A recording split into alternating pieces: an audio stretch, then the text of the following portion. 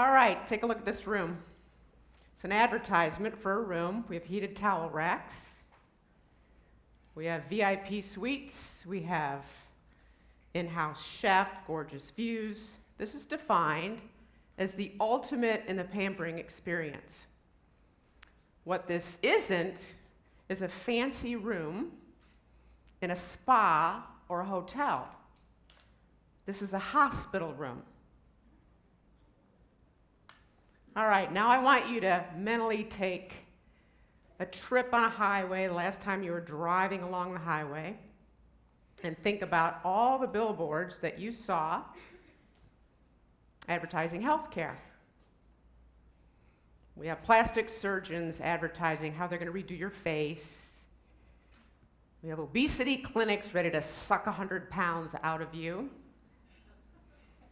We have billboards out there advertising emergency rooms. This confuses me because when you're in an emergency room, you're going to go to the nearest hospital.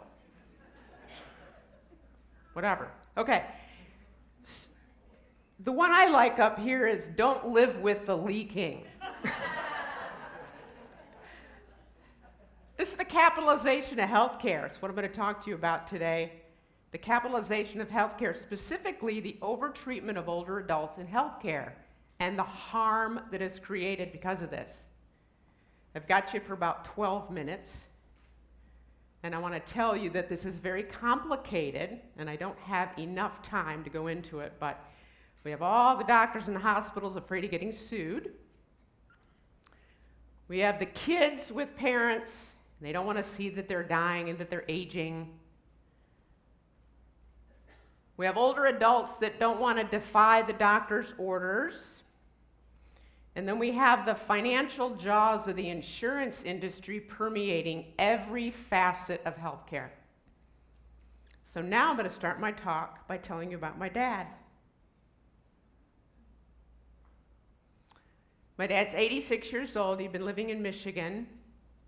He would come down some winters to get away from the awful cold weather up there. And he called me the first part of July, and he said, I'm thinking about coming down a little early this year. And I wondered if you'd be okay with that. And I said, God, Dad, you can come down anytime you want. I'm happy to have you. He said, how about Tuesday?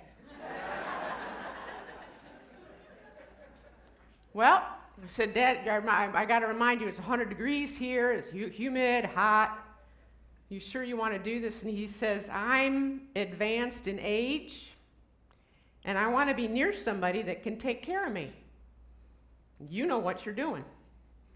So down he came, moved in with my husband and I got home from work one night, sat down at the dining room table. He'd kind of taken over our dining room table. Those papers everywhere, and he handed me this list that he'd written on. He says, can you read this? Can you read this? I look at it. I'm looking at it, and I can't read it. I can't read it. And I don't want to look at him and tell him that I can't read it. So I finally got the guts to look up, and I said, Dad, I can't read this. He says, neither can I, and I wrote it. I thought, I felt this weight, just this big weight of responsibility for my dad. And I realized that I needed to protect him from what the healthcare system was going to do with him.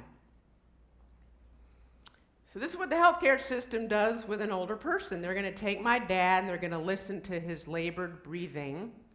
They're going to send him to a pulmonologist, maybe a cardiologist. Then they're going to watch him walk. Hope you like this, Dad. They're going to send him to the orthopedist. They're going to see the trembling hand, confused writing, and get him to the neurologist. They call this the medicalization of aging. They take each symptom of aging and treat it like a disease, like a separate and distinct disease. It's kind of like taking a tire and a big fancy hubcap and sticking it on a 57 Chevy and saying, wow, you're really going to go now. It's nuts. This is nuts. Tell them a little hot about this. This is how people in healthcare make money.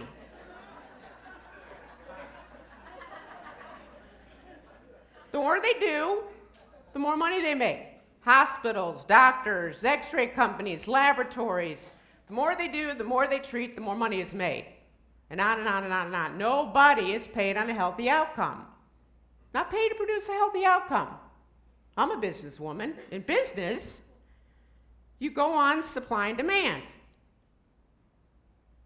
Not healthcare. There's an area in Texas, and this spot in Texas has more catheterization labs than anywhere else in the country. They do more invasive procedures than anywhere else in the country. Their heart disease rate is no different than anywhere else in the country. They just got a lot of cath labs. So they use them more, they do more, they charge more. But for an older person, this causes harm. Harm. 50% of the angioplasties done in an older person result in dementia. 50%. 2/3 of the carotid endarterectomies are done on older adults with no symptoms, causing an unknown number of strokes. 1/3 of older adults that go to the hospital for surgery, treatment, tests, leave the hospital having lost the ability to walk. This causes harm. So some geriatricians are saying, you know, when someone's older, we seem to do more, but what we really should be doing is less. We should be doing less. When you're talking about working with an older adult, less. Slow it down. Stop rushing. You go to the hospital and everybody's in a hurry. We gotta hurry, have emergency surgery. With an older person, you gotta slow it down. I was back in Michigan in November. I saw my dad. He was not having a good time. He was hurting. His walking was labored. He had a hard time staying awake during the Thanksgiving meal. I was a little worried about him. I went back up in March, and he perked up. Wow. I mean, it wasn't dramatic, but it was significant. I said, Dad, you seem to be a little more perky. What happened? What changed? He says, I stopped going to all the doctors. I just stopped. No more doctors. No more tests. I stopped all of it. And I've decided, he says, I am only listening to Mother. And I thought, well, maybe he's lost his mind. So I got the guts up to say, Mother who? He says, Mother Nature. I'm only listening to Mother Nature. Looked good on him. So what do you do? What do? You get yourself a good quarterback. Who doesn't like Broadway Joe?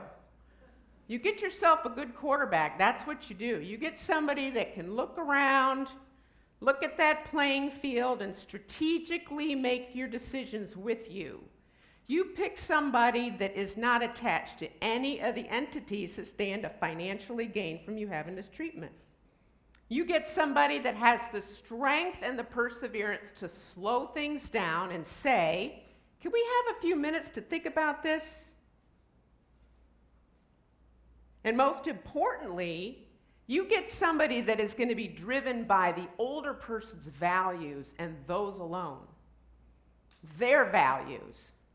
I work with this couple, Al and Dolores. They've been married 47 years. They were in their early 90s, wildly in love. oh, they were adorable.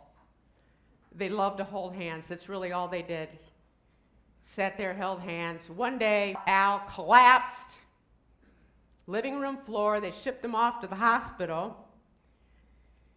They found cancer from top to bottom, riddled with it.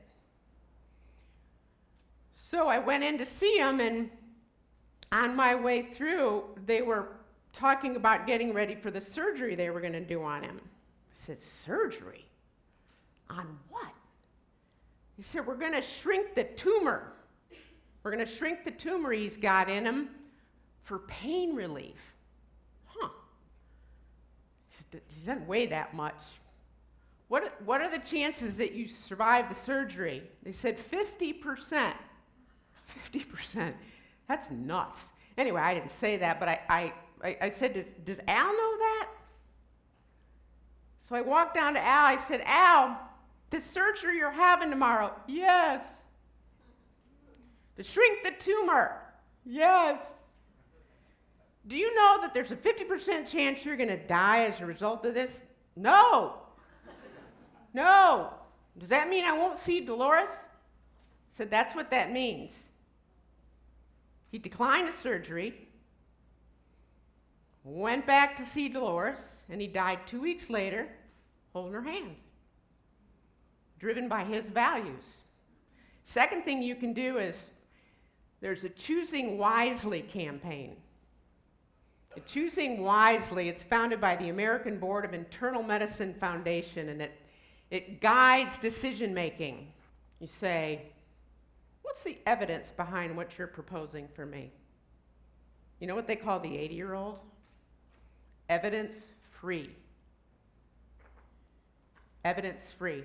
There's no studies done on people in their 80s. It's like the wild, wild west out there. No studies done on them. Yeah, let's try this, let's try a little of that. So, this Choosing Wisely says we're going to have decisions guided by science, by evidence. What's the risk in doing this procedure? Am I going to lose my brain? Am I going to lose my ability to walk? Am I going to be able to go to the bathroom? Encourages real conversations. You know, at this stage, growth, in my mind, isn't really fixing your leg or fixing your knees, or it's not about that. It's like wisdom, internal growth. I'm still learning from my dad. You know, he's transitioned into this assisted living facility, and we went to eat with the guys down at breakfast and sat down with table mates, and one of his table mates has lost the ability to use his right arm. And he was eating his banana. My dad got up from the breakfast table, walks all the way down to his room, comes all the way back down, sits down at the table, pulls out his Swiss Army knife, helps his table mate cut his banana. I love that. He looks up at me, he says, you know, we're all handicapped here.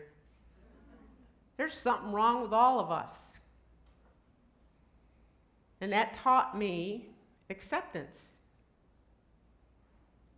A very beautiful, practical quality he has. I'm still learning from him. And overtreatment robs us of that. Robs the kids of watching their parents. Robs the parents of an opportunity to teach their kids. Courage, generosity, selflessness. So what I want to ask of you all is if you would join me in thanking my dad, Dave Cameron. If there's any way to get the lights up here, I'd ask him to stand up and say thank you to you, Dad.